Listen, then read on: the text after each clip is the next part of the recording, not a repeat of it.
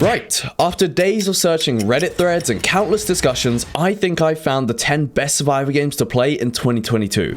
So let's start with number 10, Grounded. Essentially, you're shrunk down to the size of Danny DeVito and given an entire garden to explore. Sounds perfect, right? All of your enemies are bug-looking fellas, so this is actually kind of a childhood nightmare of mine made into a game. I got completely lost when I first played Grounded, I won't lie, because it feels like there is so much to do. There's a number of different biomes to explore, none of which I actually found, a pretty easy to use base building system, crafting, yada yada. It has all the characteristics of a well-made survival game, and I don't think the quality is even up for debate. Grounded does lean more towards the PvE side of things though, so if you prefer to slaughter and ruin the days of other humans, then stick around because there's plenty of that in this list. Number 9, Ark. This iconic open world dinosaur game has either sucked thousands of hours out of your life or just stared at you from the store for years while you debate whether to buy it every week. The sequel to Ark is set to release next year in 2023, and it's called, drumroll please, Ark 2. You've heard of it, your dog's heard of it. It'll be good, maybe even great, and will obviously heavily evolve the Ark franchise. So yeah, Ark is obviously a crazy looking game, unlike Atlas. But optimization is obviously a little bit of an issue for some PCs, like it is with most games of this size though. Ark does have its downsides, but you'll probably forget about those soon enough like you do with every other game. Don't just take my word for it though, take a look at this banging review by Smile Man. Funny dino game. Number 8, Valheim. The pixel graphics on this one are just crazy. It's genuinely beautiful. I'm sure the art style isn't the best feature though, right? Nah, definitely not. This game has a crafting system beyond my brain capacity and boss fights I never even managed to reach because I got stuck on the crafting system. Once you get to grips with Valheim and everything works though, you can definitely get addicted like many have. Bugs are also pretty unnoticeable in this game, but the main complaint some people have is progression being sometimes a little awkward and oftentimes bosses don't drop enough loot. But we're kind of nitpicking at this point. Valheim only released last year on the 2nd of February, so it has a long way to go before getting anywhere near the stage that the likes of Terraria and Ark are at. Oh, and Valheim is mainly PvE, but you can play with a lot of other players at once, so I'm sure you could take a couple of your friends out somehow. But let's get away from these aesthetic looking games and dive into everybody's favorite Australia simulator. Number 7, Kenshi, a 3-year-old RPG game based a lot around character progression. Ever wanted to beat up starving people? No, of course not. Neither of us, right? Well, Kenshi does offer that, but I'm not interested. Unless you are.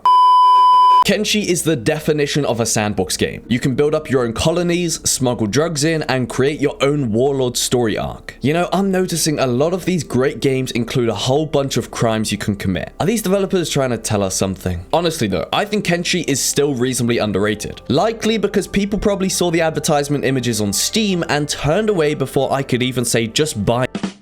This game is renowned for being hard, and most definitely a grind, especially if you're a little impatient, because you won't become that crazy warlord guy overnight. It usually takes people over like 200 hours to actually become untouchable, and by then it might be time to touch some grass, my friend. Unless you're gonna subscribe to my channel, in which case you're already that crazy warlord.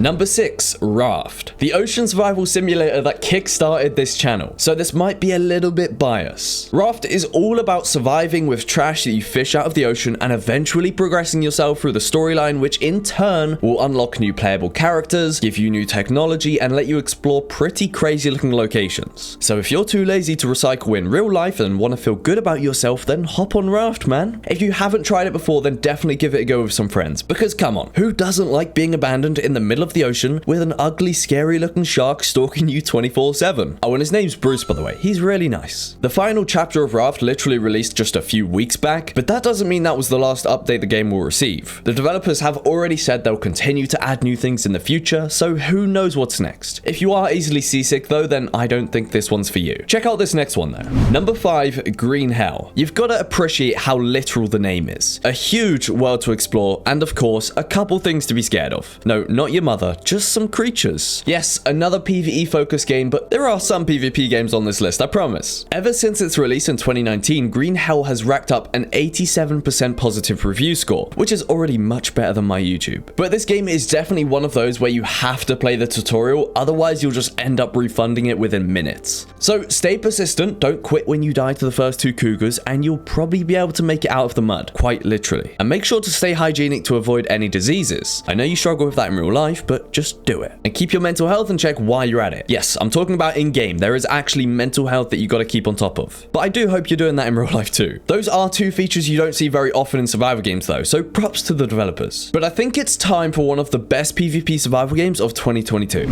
Number 4, V Rising. The vampire simulator that has definitely taken over in the past couple months. People are genuinely loving the combat in this game, combined with the castle building, general survival elements, and all the new technology you can unlock. Honestly, at first, it definitely didn't look like my type of game, but I think V Rising surprised almost everyone who gave in and bought it. I saw a review that compared it to Rust, but with actually enjoyable PvE, and honestly, that's a perfect description. The progression is well laid out, but the game doesn't ever get easier. The richer and stronger you become, the harder it will be to, well, survive. A strangely uncommon practice in video games for whatever reason, like Minecraft for example. The moment you get that first netherite armor set, it becomes more boring than reading 5-year-old magazines in your doctor's waiting room. Also, I've been trying not to go on about graphics too much today, but the art style in V Rising just hits different. It's perfect for a game like this. Number 3, Scum. The thumbnail for this video and what I think might be the most underrated survival game at the moment. You might not agree with my opinion, which is why it's not at number 1. But much like DayZ and H1Z1, you kind of forget about the bugs and just enjoy the shithousery that is Scum. The most recent bug Scum has been dealing with is a fatal error causing a lot of people to not even be able to launch the game. But I'm hoping that's either fixed now or at least in the process of being fixed. So if you want a realistic survival game with character progression, painfully realistic food and water mechanics, zombies, and PvP with other players, then you gotta try this. I remember when Scum first hit Steam in 2018, logging into Twitch each day to watch Shroud for the next 10 hours, taking out anyone the moment he saw them. Those were the good days. Now, while the reviews for Scum are reasonably mixed because of all the bugs and everything, I feel like the general consensus is that it's just slightly better than DayZ. No, I'm not gonna sit here and disrespect the grandfather of survivor games, but they might just be right.